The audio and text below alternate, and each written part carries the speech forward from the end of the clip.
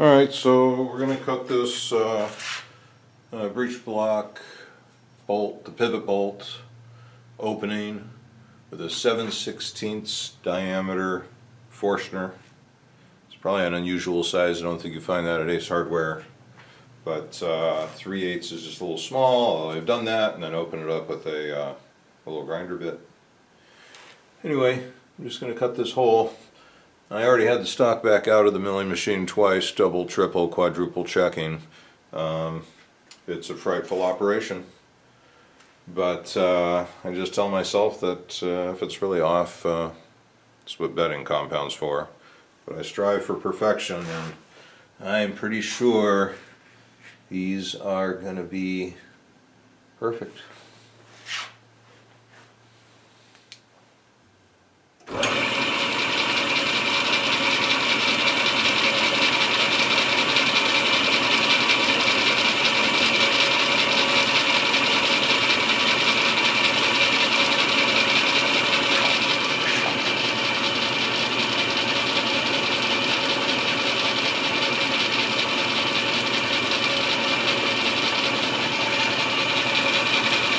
Once again, I use one eye and position it so to minimize parallax error.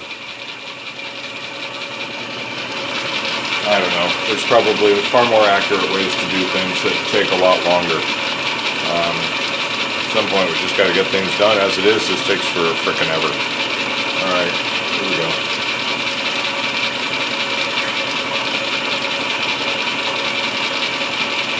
Oh, I'm probably gonna want.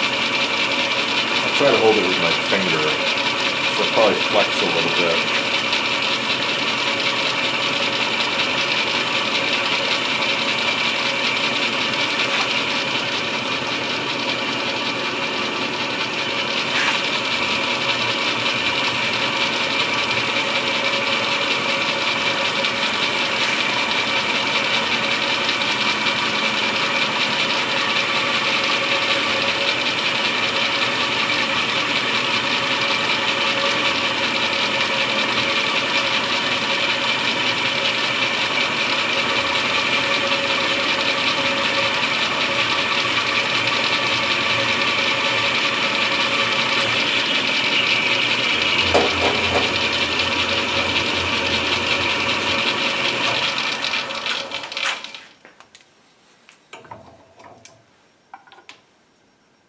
Oh, I guess you saw I had to use a little height extender there, and also a shim on the back side because of the curve in the forearm.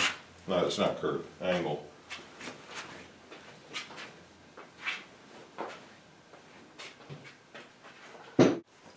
Hello everybody, good to have you looking over my shoulder again, and by all means please tell me in the comments section all the things I could be doing better, because frankly all I know is the stuff I've figured out on my own, and I know looking online there's a ton of stuff I don't know, but I do know how to accomplish good results on the work I do. And so where I'm at is we had cut 7/16 inch holes with a Forstner bit for the pivot bolt head and its nut. Those holes came out very nearly exactly. I thought they were exact, but on closer inspection both of them were off slightly to the rear, and that's fine. 7/16 is too small for these screws. They really need to be 1/2 inch holes. It gives me room to open it up. So I opened them up and I took it down a little bit because the action was sitting up a little too high from the bottom of the screw holes where I'd first cut them. Because that's something that is difficult to tell. You know, I cut these holes with the center of the bit at the top of the forearm, knowing full well that the top of the forearm needs to be sanded down. It's a little too high, which I do on purpose. But by doing it that way, it gives me some material to remove and work it in so where it's absolutely perfect. And I do that with a reversible variable speed drill driver, and I have for years manipulated the variable speed with my little finger while holding it like a die grinder. And this is better than a die grinder or a router because, well, one, the variable speed, but the other is the ability to reverse it, which I didn't do just now because I've got the it on lock. So that works great, and I may go back to that, but I just installed a variable speed foot switch on it. So now what I have to do is lock the trigger on full, and unfortunately I can't reverse it, switch direction, while the trigger is depressed. Makes sense. So, I don't know, it's an extra little click when I want to change direction. Well, the point is, though, and this is Saber from chainsawsculptors.com, Saber bits. I got a collection of these. They're pretty pricey, and in sum total with all that I've got, very pricey, but they're just super awesome. And I ought to get a 1/2 inch one, but this works good. So just get down in there in that hole and work it. The hole was drilled a little bit aft, so I worked it forwards until the screw fit, and it also had to be worked deeper, and both sides had to be worked to match. But the cool thing about the reversing is when you're in the wood one way and it wants to crawl out, right? You change the direction so that it wants to stay inside. Of course, the downside to that is that's the direction that makes the wood want to pull, but actually it's very controllable, and it's way cool to be able to just reverse direction for this spot. You're going to see here once we get through with all this work. Normally I would already be into this job of getting all this shaped, and we're going to use Saber bits just like this. When we go one way with direction, you know, spinning, and in different spots we're going to change direction to work those areas appropriately. All right, enough already. I'm sorry. It's just a long preamble. For what we're doing now is, so I want to make sure the action is in the wood, you know, with the top of the action parallel to the top of the forearm. And there's a bunch of different techniques I've used over the years to do this, but one easy method is just use a steel ruler, and maybe on the metric side where it's got lots of little lines, and set that on top of the forearm behind the action, and then find, you know, one of those sets of lines. Maybe they're the long ones or the medium ones or the short ones, whatever. Find a set of lines that pretty much lines up at the top of the forearm. Close one eye, use one eye. Use one eye to minimize parallax error, so arrange the position of your head. And anyway, maybe it's one of those things that's a little bit part of the art part, and there's probably mechanical ways that could be done, but this is so quick and easy. You throw that up there. If it's crooked, you're going to see it in a moment. And so that's what I did, is adjusted the depth of these holes, and with this bolted in, adjusted these holes until the action is parallel to the top of the forearm. Now that that's done, I need to locate where the forearm screw holes go. And boy, most air guns are so much harder than firearms.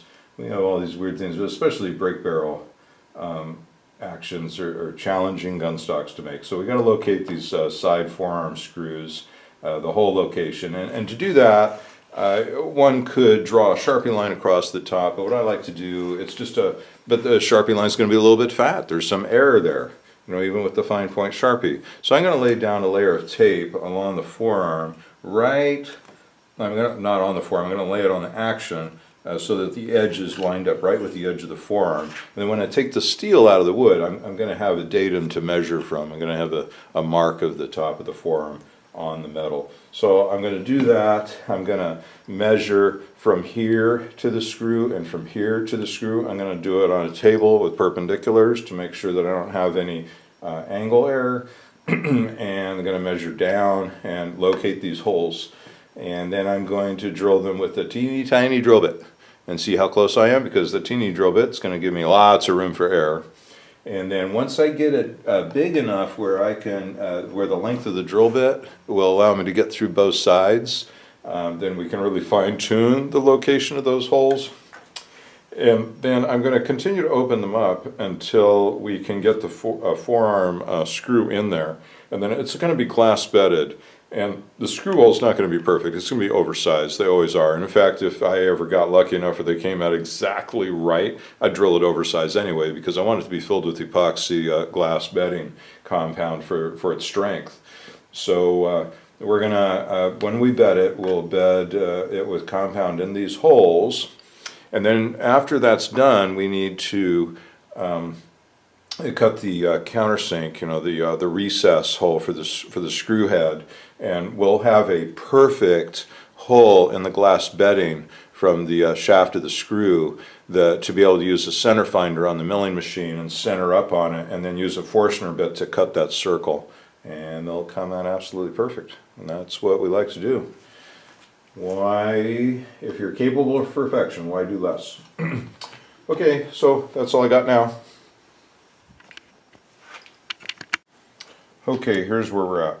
I put the action into the wood.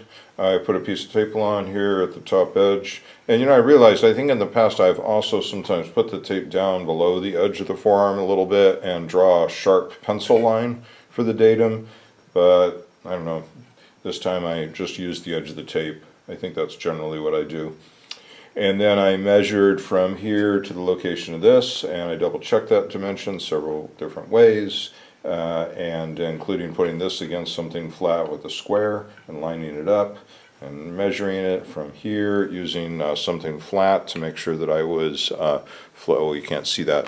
You know, I put something, not this particular thing, but actually what I used was the trigger guard. I put this against there to put the ruler against so that I knew there was no parallax error there. And then, so marked the location of the hole on the tape, transferred that to the wood, measured from the edge of the tape down to the center of the hole, did that on the wood, and then drilled a 1/16 inch hole in the wood using the drill press, and using a square, holding it on the forearm, holding that flat to the table, the drill press, and poking the hole. I have taken forever with it on the milling machine and done it that way before, but frankly, it's fine on the drill press just to knock this hole in there real quick. Then the next thing I do is put the action in the wood and shine a flashlight up inside the cocking arm slot, in this case. And I see light coming through the hole on both sides, so I know I've just lining up perfectly. And here I can double check it this way. Yes, it looks good. I'm going to stick the drill bit through there, and then I'm going to open this up. I'm going to go drill bit by drill bit, opening up the hole, because as I approach the final size, it's going to have to be adjusted. That just always is. The grain of the wood forces it. Even if I put this in the milling machine, it's just not going to be perfect. It needs some handwork, some adjustment to make it be perfect. So that's what I'm going to do next. And once I get the hole drilled and bolts fitting through the end of the action, I'll check back in with you.